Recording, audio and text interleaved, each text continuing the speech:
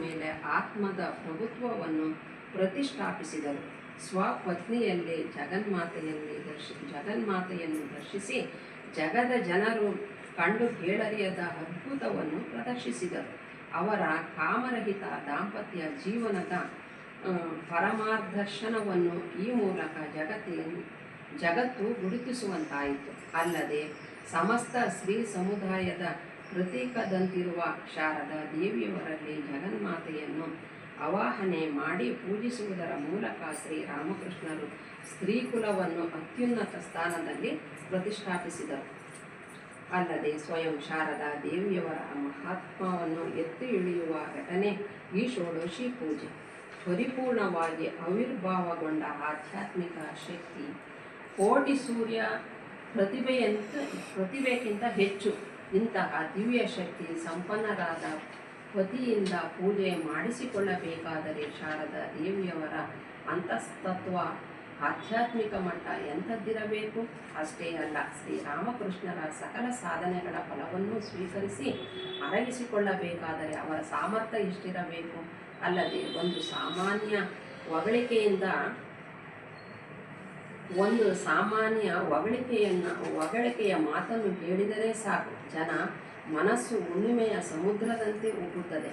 ಆಗಿರುವಾಗ ಕೇವಲ ಒಬ್ಬ ಹಳ್ಳಿ ಹೆಂಗಸಾದ ಅವರು ಷೋಡಶೋಪಚಾರ ಪೂಜೆಯನ್ನು ಸ್ವೀಕರಿಸಿಯೂ ನಿಶ್ಚಲ ನಿರ್ವಿಕಾರ ಚಿತ್ತರಾಗಿದ್ದು ಹೇಗೆ?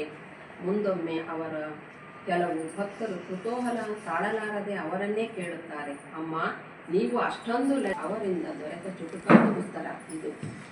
ಆಗ ನಾನಾಗಿರಲಿಲ್ಲಪ್ಪ ಎಂದರೆ ಆಗ ಅವರು ಜಗನ್ಮಾತೆಯೇ ಆಗಿ ಪೂಜೆಯನ್ನು ಸ್ವೀಕರಿಸುವುದರೆಂದರೆ ನಾವು ಊಹಿಸಬೇಕು.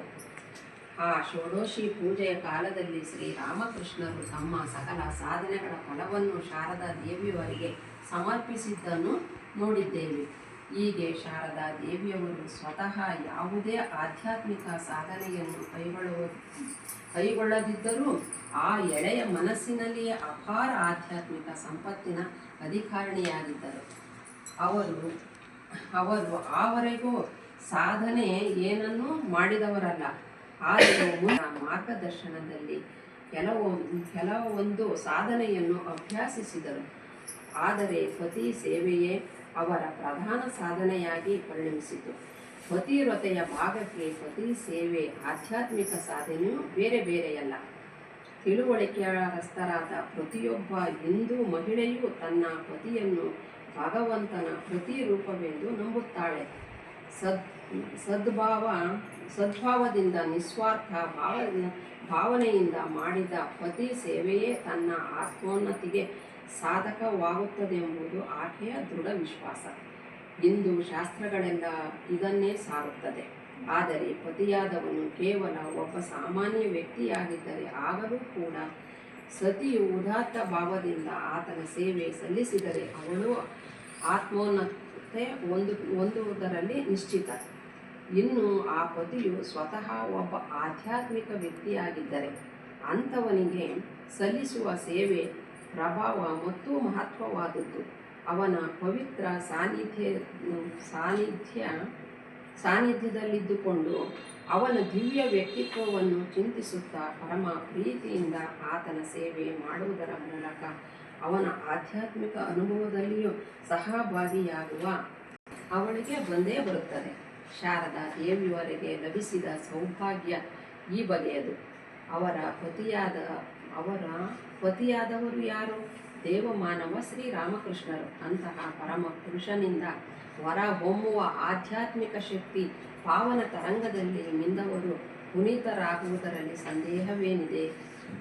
ಅವತಾರ ಪುರುಷರ ಸಾನ್ನಿಧ್ಯವೇ ಒಂದು ಸುಯೋಗ.